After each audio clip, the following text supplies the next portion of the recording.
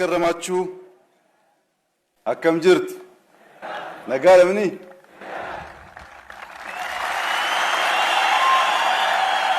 ክቡር አፈ ጉባኤ ታገሰ ጫፎ፣ ክቡር አፈ ጉባኤ አገኘው ተሻገር፣ ክቡር ምክትል ጠቅላይ ሚኒስትር ተመስገን ጥሩነህ፣ ክቡር አቶ አደንፋራ የፓርቲያችን ምክትል ፕሬዝዳንት፣ የተከበራችሁ የሁሉም ክልል ርዕሳነ መስተዳድሮች፣ የሁለቱ ከተማ ከንቲቦች፣ ሚኒስትሮች፣ አባገዳዎች፣ ሀደስንቄዎች፣ የቢሾፍቱ ፍልቅልቅ ከተማ ነዋሪዎች ሁላችሁም ለዚህ ታላቅ ቀን በሰላም እንኳን አደረሰን፣ እንኳን አደረሳችሁ።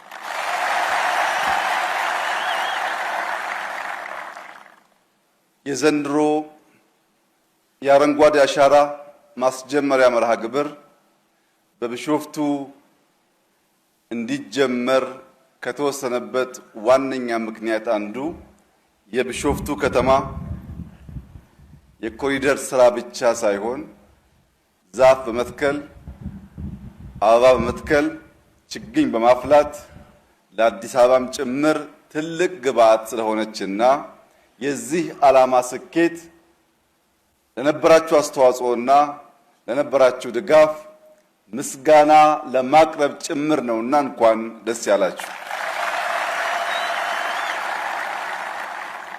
የአረንጓዴ አሻራ መርሃ ግብር በቀጥታ የኢትዮጵያን ሉዓላዊነት ከማረጋገጥ የኢትዮጵያን ብልጽግና ከማረጋገጥ ህልማችን ጋር የሚተሳሰር አንኳር ጉዳይ ነው።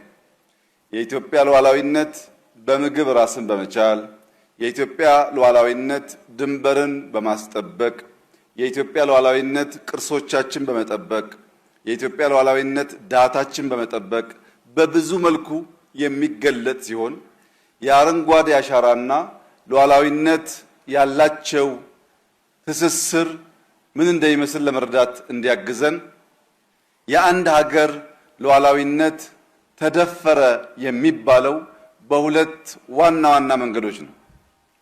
አንደኛው መንገድ ባዕድ አልሞ አስቦ ታጥቆ ድንበር ጥሶ ሲገባብን ያኔ የሀገር ሉዓላዊነት ተደፈረ ይባላል። በዘመናት መካከል ኢትዮጵያውያን አባቶቻችን እንደዚህ ያለው መደፈር እንዳያጋጥም ሕይወታቸውን፣ አጥንታቸውን፣ ደማቸውን፣ ማንነታቸውን በመገበር ነፃ ሀገር ሊያስረክቡን ችለዋል። ሁለተኛው ሉዓላዊነት የሚደፈርበት መንገድ ጠላት ከውጭ መጥቶ ሳይሆን የኛ ሀብት የኛ ንብረት በዋዛ ፈዛዛ መልሰን የማንተካው እንደ አፈር ያለው ውድ ሀብት ድንበር ጥሶ ከክልላችን ሲወጣ ሌላ የሉዓላዊነት መደፈር መገለጫ ነው። የመጣን መከላከል ብቻ ሳይሆን አላግባብ የሚወጣን ጭምር ተከላክለን ማቆየት ያስፈልግ ነበር፣ ያስፈልጋል። ለዚህ ነው የምንሰራው። ባለፉት ዓመታት ኢትዮጵያ በተሟላ ሁኔታ ሳትገነዘብና ሳታቅ ያጣችው የአፈር መጠን በገንዘብ ሊተመን አይችልም። ከፍተኛ ሀብት ስናጣ ቆይተናል። ያንን አፈር ከመሸርሸር በነፃ ከመጓዝ ከምስጋና ውጭ ከመቀበል ተከላክሎ ማቆየት ሉዓላዊነትን የምንከላከልበት አንዱ መገለጫ ነው። መጥቶም ብንከላከል ሳያስፈቅድ ሲሄድም ብንከላከል ሁለቱም ለኢትዮጵያ ህልውናና መቀጠል ወሳኝ ጉዳዮች ስለሆኑ የኢትዮጵያ ሉዓላዊነት ከሚያስጠብቁ በአንዱ ጉዳይ እኔና እናንተ እየተሳተፍን እንደሆን አምነን ገብቶን ደስ ሊለንና በደስታ ልንተክል እንደሚገባ ላሳስባችሁ ፈልጋለሁ።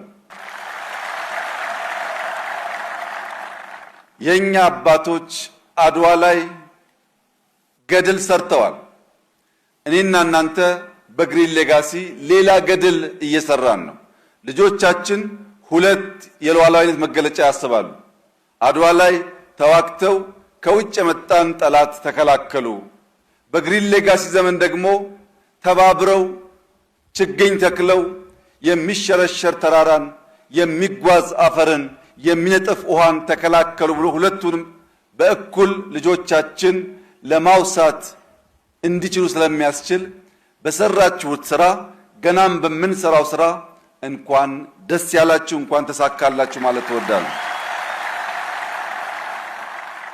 የዘንድሮ የአረንጓዴ አሻራ መሪ ቃል ተስፋን መትከል ይላል። ተስፋን መትከል የነገን ብሩህ ታሪክ ዛሬ መጻፍ ነው። ተስፋን መትከል የተስፋችን ስሮች ወደ ታች ዘልቀው እንዲገቡ በማድረግ የብልጽግና ግንዶች ወደ ላይ እንዲያድጉ፣ የብልጽግና ቅርንጫፎች ወደ ጎን እንዲስፋፉ፣ የብልጽግና ፍሬዎች ከተከልነው ዛፍ የምንበላው የምንሸጠው ሀብት እንዲሆኑ የሚያስችል ነው። ለምን ተስፋን መትከል በተለየ መንገድ መረጣችሁ ያላችሁ እንደሆነ ተስፋ በጣም በርካታ ትርጓሜዎች አሉት። ለምሳሌ የቢሾፍቱ ከተማ ነዋሪዎች በሰባተኛው ሀገራዊ ምርጫ ሙሉ ቀን በፀሐይ በውርጭ ሳይታክቱ ተሰልፈው መርጠዋል። የመረጡት ግን የቢሾፍቱ ከንቲባ የኦሮሚያ ክልላዊ መንግስት በቂ ስራ ሰሩልን ብለው ሳይሆን ሊሰሩልን ይችላሉ ብሎ ተስፋ አድርገው ነው። ተስፋን ታጥቀው ተስፋን አድርገው ብንደግፍ አብረን ብንቆም የተሻለ ልማት ሊመጣ ይችላል ብለው ነው። በዚህ ምርጫ የምታሸንፉ ሰዎች አስምራችሁ ልትገነዘቡ የሚገባው ነገር የኢትዮጵያ ሕዝብ ተሰርቶለት ሳይሆን ተስፋ ሰንቆ ነው የመረጠው። ይህንን ተስፋ በተለያየ መንገድ ከዛሬው ኩነት ጋር አያይዞ ማየት ያስፈልጋል። ተስፋ አረንጓዴ መቀነት ነው። አረንጓዴ መቀነት ስለሆነ ሀገርን ያለብሳል።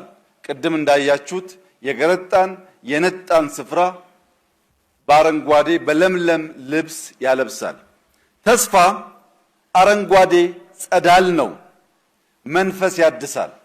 እዚህ ቦታ የሚቀመጥ ማንም ሰው ይህንን ተራራ ይህንን ሐይቅ አይቶ ውስጡ ደስታ የማይሞላ ሐሴት የማይላበስና የመረጋጋት ስሜት በውስጡ የማያድርሰው አይኖርም። ተፈጥሮ እንደዚህ አይነት ጉልበት አለው። የተረበሸ ማንነት የማከም ጉልበት አለው። ይህ አረንጓዴ ጸዳል መንፈስ ያድሳል። አረንጓዴ ወርቅም ነው ተስፋ። አረንጓዴ ወርቅ ቢዋቡት ጌጥ ነው፣ ቢነግዱ ቢሸጡበት ደግሞ ሀብት ነው። ቡናን ተመልከቱ። ከ600 ሚሊዮን ዘንድሮ 3 ቢሊዮን ገደማ ኤክስፖርት እንደርሳለን። ስንረከብ 600 ሚሊዮን ነበር፣ ዛሬ 3 ቢሊዮን ደርሰናል። ይህ የአረንጓዴ አሻራ ውጤት ነው። ተስፋ አረንጓዴ ውርስ ነው። ትውልድ የሚኮራበት ብሩህ ነገ ዛሬ የሚሳልበት የሚጻፍበት ልጆቻችን ይህንን ባህል ይህንን ልምምድ ይዘው ያደጉ እንደሆነ የበለጸገ አረንጓዴ የለበሰ ከጓሮ ከማሳው የሚበላ የሚሸጥ የሚሸመትበት ሀገር ስለሚረከቡ እንደኛ በደህንነት በችግር በእርዳታ የሚታወቁ ሳይሆኑ በልተው ጠግበው ማገዝ የሚችሉ እንደሚሆን ምንም ጥርጥር የለውም። የአረንጓዴ አሻራ እንቅስቃሴያችን በጀመርነው መንገድ ተቀናጅተን ተደምረን በአንድ ልቦና መስራት መትከል እስካስቀጠል ድረስ ኢትዮጵያ የተረጅነት ታሪኳ ያ ክፉ ታሪክ እጥፋት ላይ ቆመን የእርዳታ የማገዝ ታሪኳ በእኔና በእናንተ ዘመን እንደሚጀመር ምንም ጥርጣሬ የለኝም። ዛሬ የቢሾፍቱ ኤርፖርት ያለበትን የሥራ ሁኔታ ከሥራ ኃላፊዎች ጋር ለማየት እድል አግኝተን ነበር።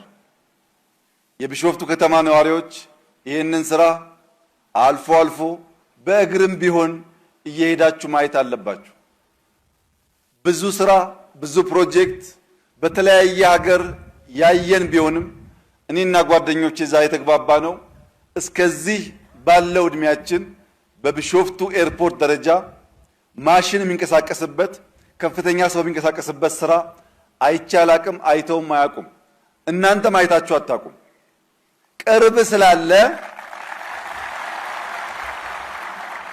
ቅርብ ስላለ በዋዛ ፈዛዛ ማለፍ የለበትም። ማየት አለባችሁ፣ መስራት አለባችሁ፣ ማገዝ አለባችሁ፣ መጠበቅ አለባችሁ። አይችሉም ብለውን ነበር በአረንጓዴ አሻራ። ችለን ዓለም ተደሟል። በኤርፖርት አትችሉም ብለዋል። ችለን እናሳርፋቸዋለን።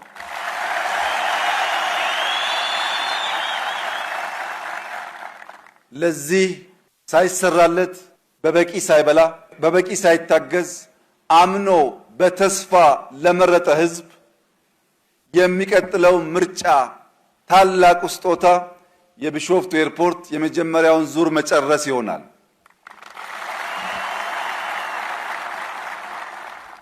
ይሄ ትልቅ ኮሚትመንት ነው። ተመራጩ መንግስት የሚቀጥለውን ምርጫ ለማድረግ ሲሰናዳ የቢሾፍቱ ኤርፖርት ካላለቀ አትምረጡ። አሁን በተስፋ መርጣችኋል። ነገ ግን በስራ መሆን አለበት፣ በዴሊቨሪ መሆን አለበት። የአረንጓዴ አሻራ ለምግብ ዋስትና ያለውን ፋይዳ ቅድም በዝርዝር ወንድማችን አቶ አዲሱ አረጋ አቅርቦታል። ዋናው ጉዳይ አፈራችንን ከስደት ግድባችንን ከደለል መከላከል ስንችል የጎደሉ ሐይቆች ሲሞሉ የጎደሉ ጀቶች ሲሞሉ ፓምፖች መጠቀም ስንጀምር የኢትዮጵያ ግብርና ምን መሆን እንደሚችል በግልጽ ማየት ተችሏል።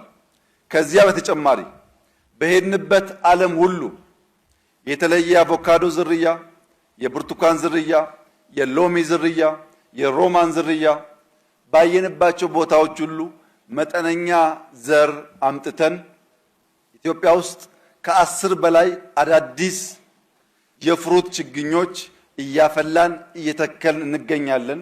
በሚቀጥሉት ዓመታት ኢትዮጵያ በካካዋ በአዳዲስ የሮማን ዝርያዎች በማካዴሚያ በተለያዩ ከዚህ ቀደም በማናቃቸው ፍሩቶች በገበያ የምናያቸው በማሳችን የምናያቸው ሽጠን የምንጠቀምባቸው ለምግብ ዋስትናችን ሁነኛ ሚና የሚጫወቱ ስለሚሆን ባገኘን ቁጥር ማፍላት፣ ማባዛት፣ መትከል በዚያ ውስጥ ደግሞ ስራን ማበራከት ከሁላችን የሚጠበቅ ተግባር ይሆናል።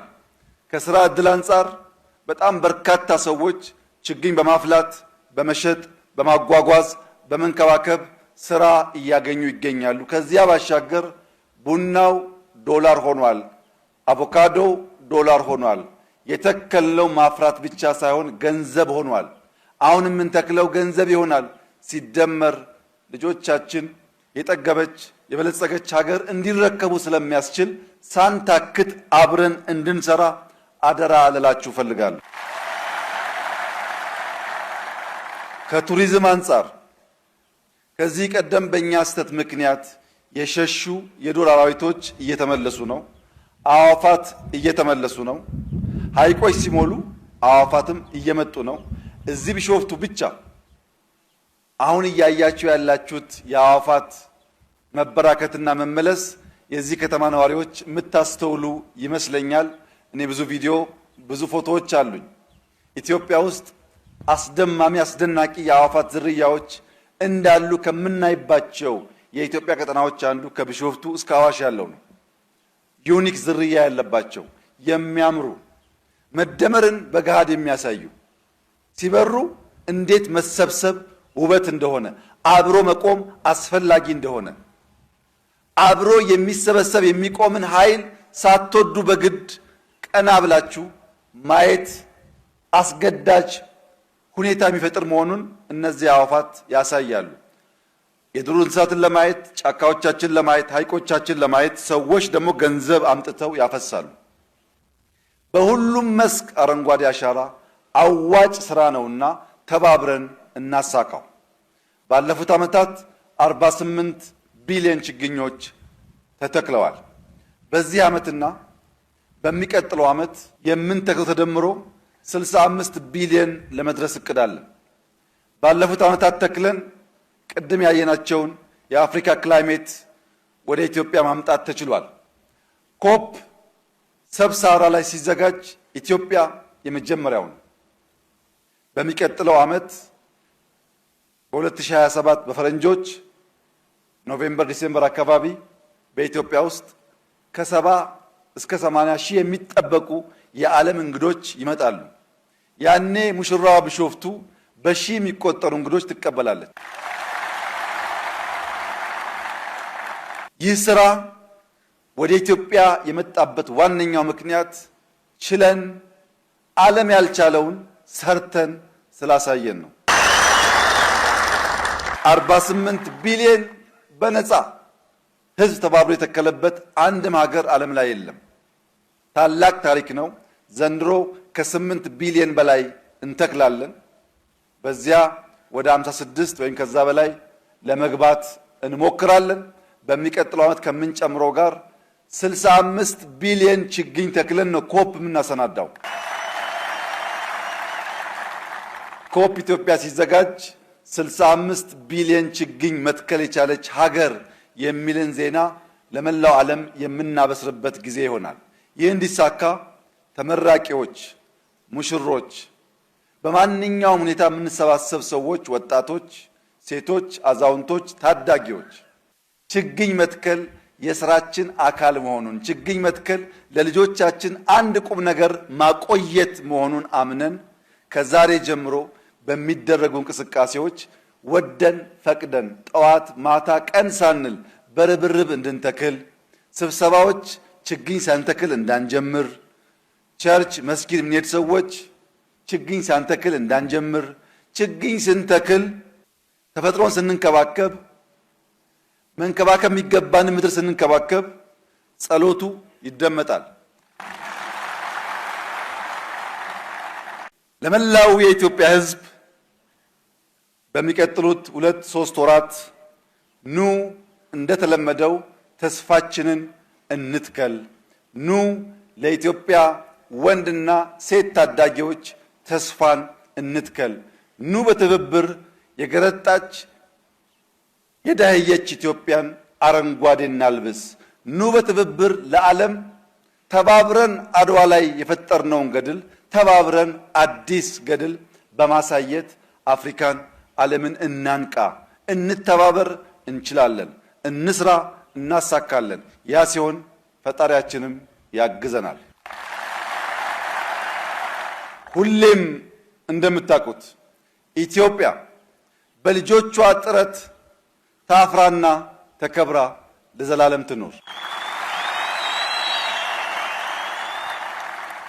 ኢትዮጵያ ለምና ለዘላለም መኖር አትችልም። ኢትዮጵያ የሌሎችን ድጋፍ ጠይቃ አትችልም። በልጆቿ ጥረት ግን ታፍራ ተከብራ ለዘላለም ነፃ ሆና በልጽጋ ትኖራለች። አመሰግናለሁ።